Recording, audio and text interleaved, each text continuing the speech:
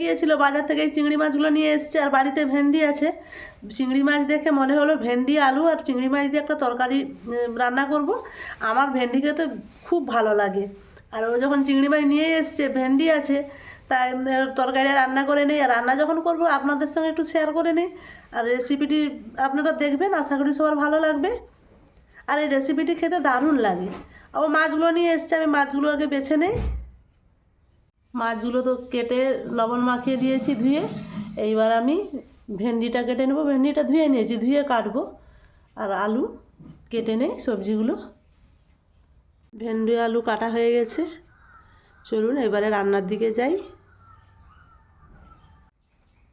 সব কিছু জোগাড় করে নিয়ে রান্না করতে চলে এসেছি। গ্যাসে কড়া বসিয়ে দিয়েছি, তেল দিয়ে দিলাম। মাছটা প্রথমে ভেজে নেব।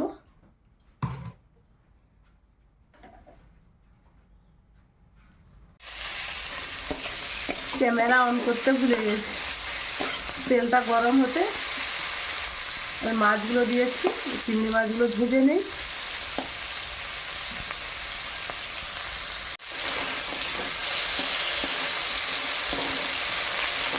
চিংড়ি মাছটা ভাজা হয়ে গেছে, এবার তুলে নেই।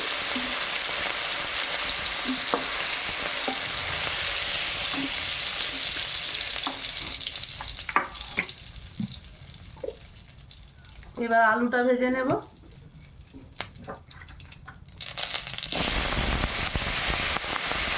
ভেন্ডি আলু আর চিংড়ি মাছের এই তরকারিটা এত খেতে ভালো হয় বন্ধুরা, ভাতের সঙ্গে আর কিছুই লাগবে না।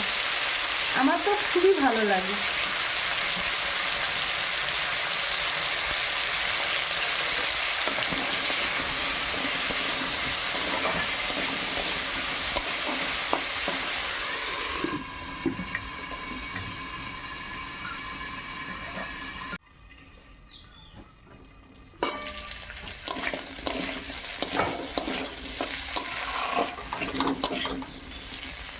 আলুটা প্রায় 50% সিদ্ধ হয়ে গেছে। এবার আমি ভেন্ডিগুলো দিয়ে দিলাম।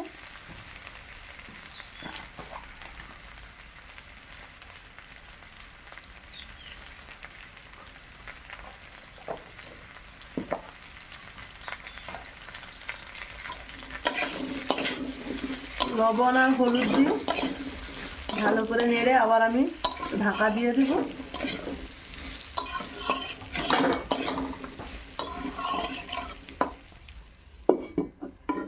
একটু সামান্য জল দেব।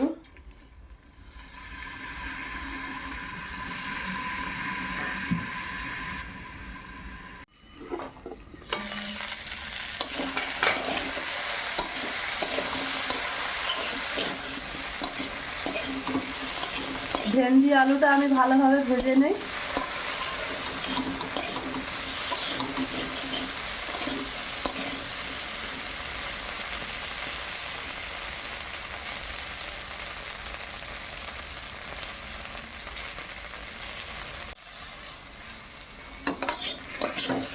ভেন্ডি আলুটা খুব সুন্দর ভাজা হয়ে গেছে, এবারে আমি ঢেলে নেই।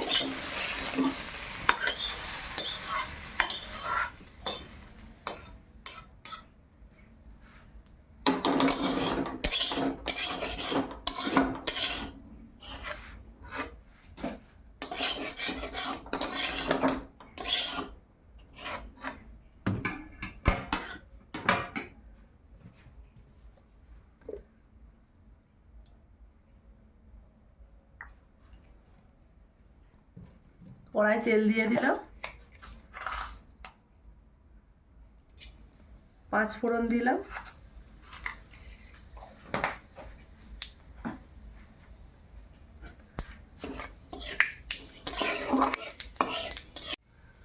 ফোড়নটা ভাজা হয়ে গেছে, এবার আমি পেঁয়াজ আর তেজপাতা দিয়ে দিলাম।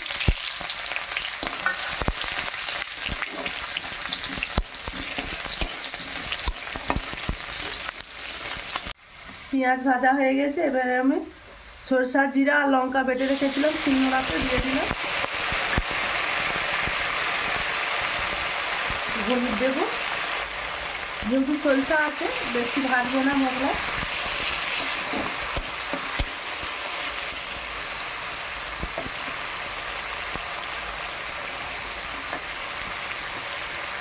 দিয়ে আমি ভেন্ডি আলু আর মাছটা দিয়ে দিলাম, দিয়ে একটু কষিয়ে নেই।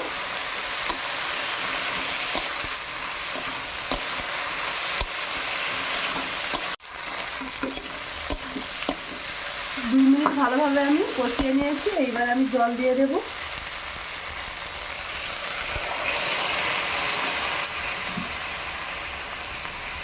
সবই সিদ্ধ আছে, তাই আমি কম জল দেব, আর বেশি জল দেব না। আলু ভেন্ডি সব সিদ্ধ আছে, কম করে একটু লবণ দিয়ে দিলাম।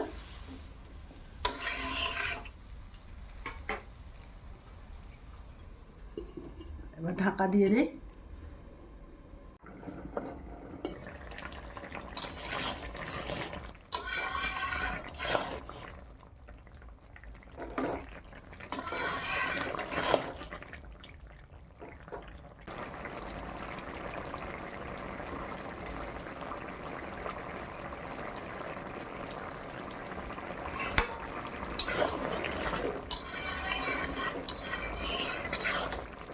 রসটা মরে গেলে আমি নামিয়ে নেব, এখন অনেকটাই রস আছে।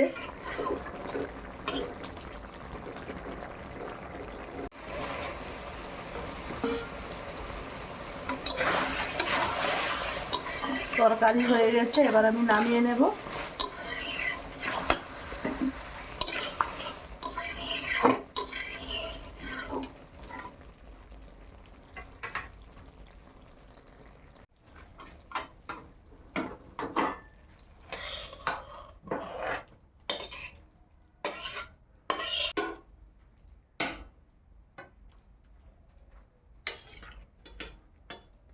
আমার তরকারি রান্না কমপ্লিট।